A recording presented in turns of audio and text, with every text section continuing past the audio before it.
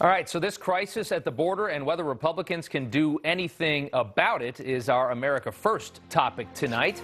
And Florida Congressman Matt Gaetz joins us now to talk about all this. And, sir, thanks for being with us. Good to see you.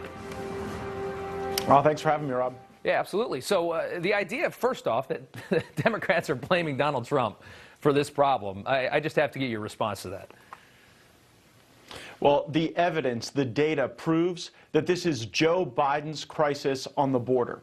We've seen Title VIII apprehensions increase 188% under the Biden administration. And while you're right that single adult males constitute a large portion of that, I'm particularly concerned about the 100% increase in the number of family units traveling, because we know that they're not all real families. Sometimes those children are bought, rented, sold, tortured, abused during that process. And we've also seen a 60% increase in unaccompanied minors. Now, why is this happening?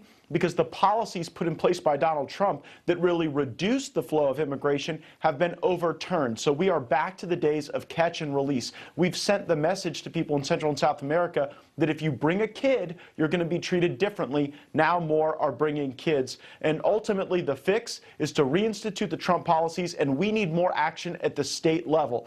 We have the appropriations bills coming to the floor in the coming weeks in the Congress. I'll be introducing amendments to block the distribution of federal funds to states that have sanctuary policies, to states that have entitlements and incentives for illegal aliens that draw those folks across our border illegally. Yeah. You know, one thing that Trump did was bring this conversation about in the Republican Party, because like I just said, for years, this was ignored by Republicans. They didn't mind the cheap labor. They didn't really care about this problem.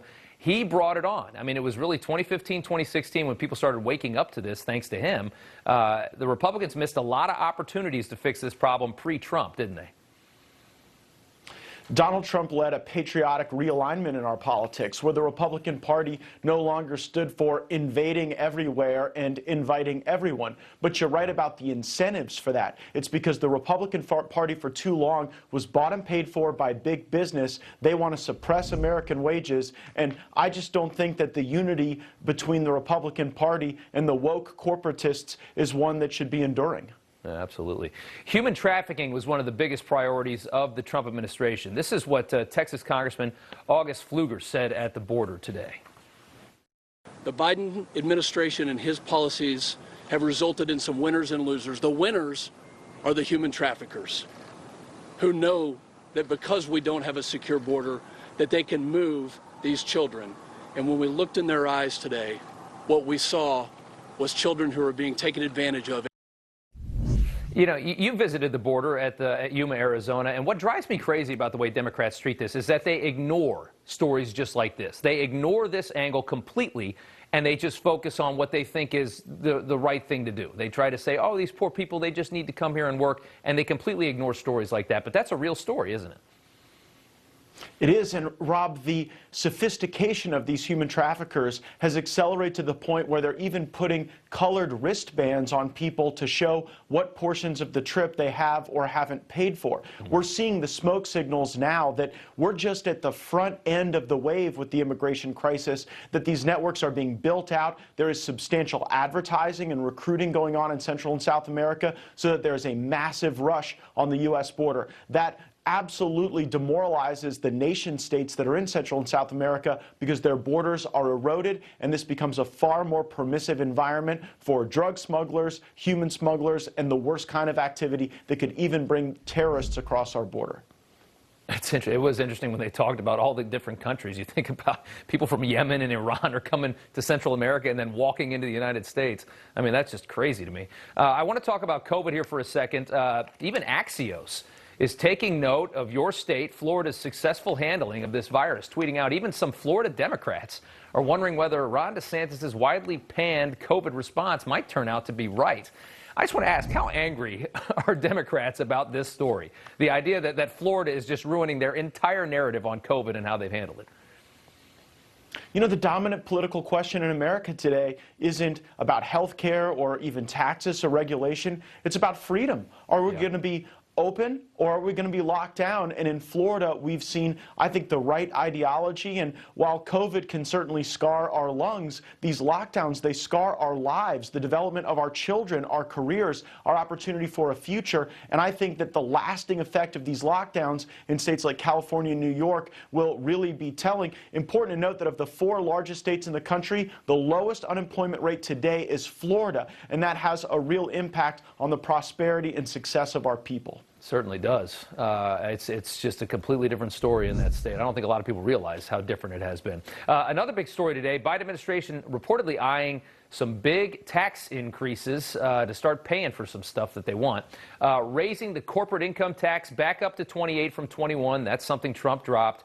Lifting the top tax rate back up to 39.6 from 37. That's something that Trump dropped for individuals making over $400K.